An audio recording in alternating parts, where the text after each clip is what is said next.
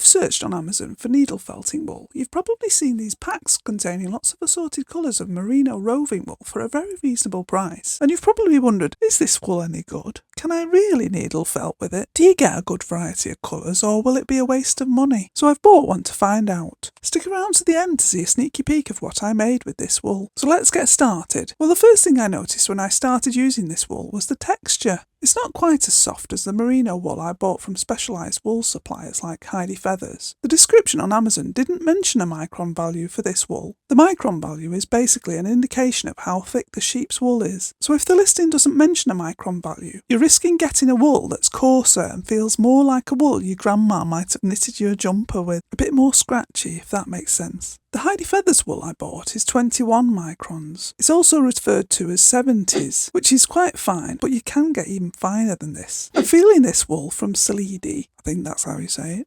It's definitely thicker than 21 microns, but it isn't too bad, it's fairly soft. Also, there's no odour, it doesn't smell of anything, which is good.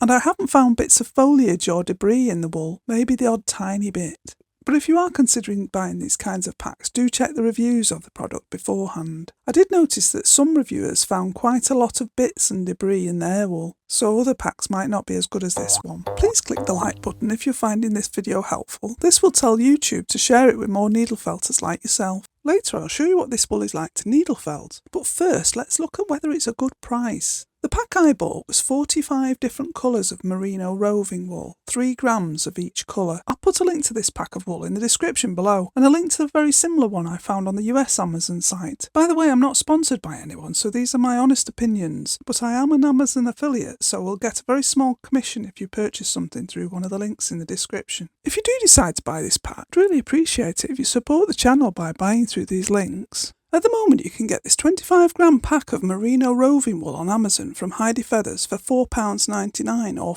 $4.99, but you can also buy a 100 gram pack of the same wool for £8.99 or $10.17. So I've worked out that the Salidi wool cost me £9.99 or $11 per 100 grams. So the Salidi wool cost a little bit more and was a slightly thicker micron value. However, the wide variety of colours is probably why you want to buy this pack. And buying 25 grams of Heidi Feathers wool in 45 different colours would cost you £224.55 or $254.01. A little bit beyond my budget, but this way you'd get to choose which colours you bought and might not need 45. But what colours do you actually get in this pack, and are they going to be useful? I've split them into colour ranges so that you can see the variety you get. So there's about 4 shades of white or cream, 4 shades of purple, there's 6 different blues, 8 shades of pink or red, 4 shades of green, 5 shades of orange and yellow, 6 shades of brown and light brown, and 8 different shades of grey. That's including a black. There are some very similar colours though, like these 2 pinks for example, and these 2 cream colours. There is one bag of bright white, which is slightly brighter than this off-white colour, which is good, as I wanted to use a bright white later. Also there's a lovely Christmas red, but it does feel like there are some colours missing. For example, there are some lovely pale greens and a very dark green, but no mid-green. And if you look on the image on Amazon, it does show you a mid-green colour that I don't seem to have. This is the downside to buying these bundles of wool, of course. You aren't guaranteed the colours that you see on the listing. And I'm a little disappointed that there's so many shades of grey. Not sure what I'm going to use those for. Please let me know in the comments if you have any suggestions. So what is this wool like to needle felt? Well, as you only get 3 grams of each colour, if you were to roll this up and stab it, you'd have a very small shape. So I'd recommend using other core wool to felt your main shape first, and then use these colours to coat the core wool. This way you won't use as much of the coloured wool, and you can make your item slightly larger, which will make adding fiddly details a lot easier. Alternatively, I guess you could use some of the colours you know you're not going to use as the core wool. I've used some of the nice bright wool that came in this pack to coat my core wool base, and it's needle felting surprisingly well. I didn't have any issues felting this wool. The strands are quite long and attached easily. The only slight issue I noticed was the occasional strands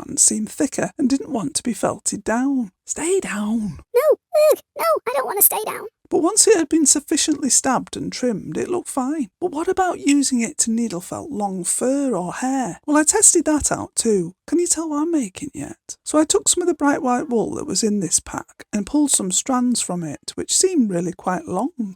So it would be quite good if you wanted long strands to use on an animal or a larger item. However, I only wanted short strands, so I cut them in half. I found attaching this wool pretty much the same as the 21 micron Merino Roving that I've previously used. It seemed to work really well, so overall I've been pleased with my purchase so far. But having the right wool won't ensure that your felting items look amazing. There's actually something else that you have to know about if you really want your finished item to look adorable. And in this video, I'll not just show you what that is, but I'll share 5 tips to help you get your faces and shaping right every time. Oh, and here's that sneaky peek at what I've been making. Thanks for watching.